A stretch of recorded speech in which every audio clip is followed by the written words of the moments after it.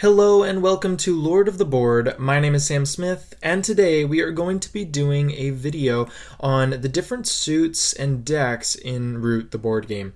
Now we have the base deck, which is the one that came with the original game, and then we've got the Exiles and Partisans deck, which is a separate deck that you can buy to kind of change gameplay up. And so first we're going to go through a little bit of the history of each deck, then we're going to talk about the items in specific in the deck, then we're going to go to a deck comparison, and that's going to go over all the differences as well as how it's going to feel when playing with each deck. So I really hope you enjoy the video. Go ahead and stay tuned. Now the decks are very different in many ways, and personally I like to believe that they each signify different times in the world of Root. The base deck represents an earlier time that had the animals of the woodland much more separated and focused on their own rules. The society depicted in the imagery has a focus on war and harsher times, a war-torn society. And then what we see in the Exiles and Partisans is a much different period where animals made more deals and provided each of their skills more openly, a light age, so to speak, that brought about many helping each other after a huge war. The rabbits are all about traveling and economy, and as such they are mostly the providers of the coins and all of the travel gear. With those who alliance with them, they are able to provide those things. The mice are more inventive and creative, and they pride themselves in their sense of utility and sustainability. And they're also the creators of root tea, which is what provides the rest of the woodland with such good drinks. And then we've got the foxes, and they are the metal workers of Root, the ones that provide the weapons and the tools. Now I want to take a moment to talk about the items because the item cards are the exact same in each deck. The rabbit cards specialize in travel and economy, meaning that they can craft the boots and coins. Whereas the mice, they specialize in sustainability and utility. They can craft bags and root tea. Yum. And then we've got the foxes, who specialize in war and metalworking. They can provide hammers, swords, as well as crossbows.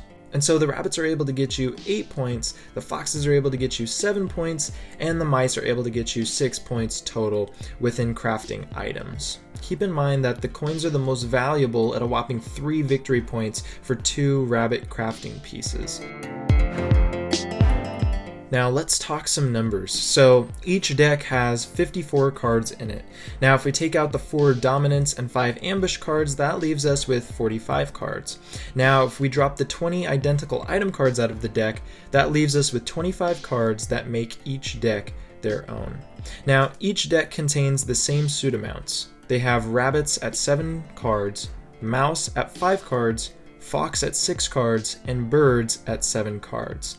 But now the differences begin.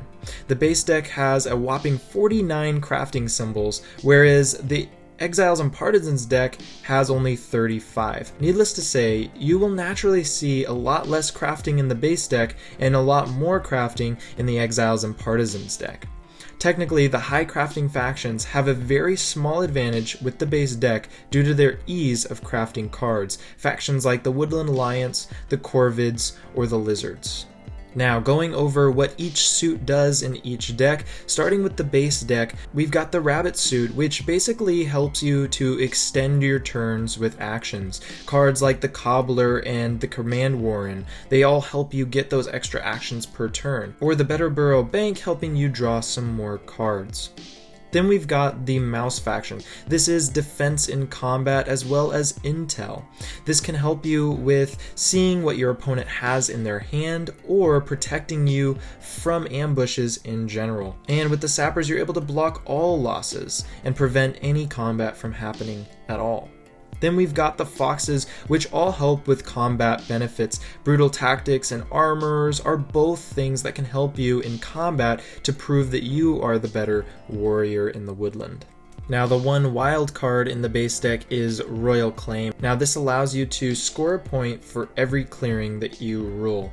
but this does take 4 of any kind of crafting piece. And then we've got the Tax Collector, which takes 1 of each clearing type, and this one lets you to once in daylight remove 1 of your warriors to draw a card. Very, very good, but very hard to pull off from most factions. Now, like I said, the base deck is very much more focused in the different abilities that each suit provides, but the Exiles and Partisans deck represents a lighter time in the Root era, and therefore there is a lot more animals helping each other provide different abilities, and so the suits also are as such. So the rabbit cards are very good at card draw and movement manipulation. Cards like the Tunnels and Swap Meet, Charm Offensive, very, very good abilities that provide card draw or being able to move around the map with ease.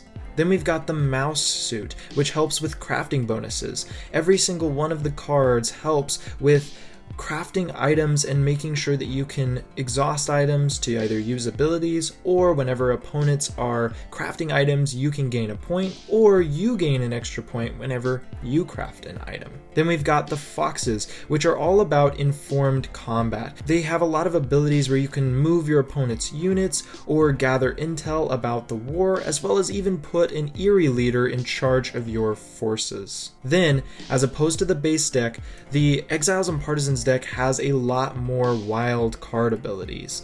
These can be crafted very, very easily because they can be any suit, and these have a lot of specialty abilities as well as movement benefits. They've got Corvid Planners, meaning that you can be nimble and move around the board without rule, or Boat Builders, being able to move along the river.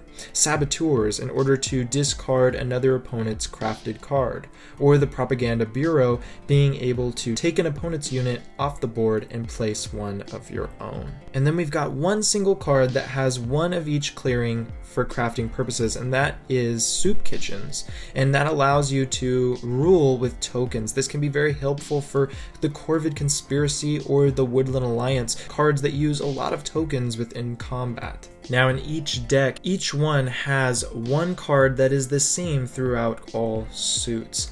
And so in the base deck, we have got the favor cards. These are the favor of the rabbits, foxes, and mice, and what they do is help you to remove all enemy pieces in that particular suit's clearings, and then you would discard the card. These are very expensive, costing 3 crafting pieces, but these are also very, very powerful abilities to be able to do a complete board wipe and basically cause chaos throughout the woodland. And then in the Exiles and Partisans deck, we've got the Partisan cards, and I'll use the rabbits as example, but these come in mouse and fox as well. And what it does is, in battle in rabbit clearings, you may deal 1 extra hit and then discard all of your cards except rabbit cards. Now this can help with manipulating your hand to only be carrying 1 suit, and whereas the favor cards are very much destructive towards a color, the rabbit partisans requires loyalty towards a color.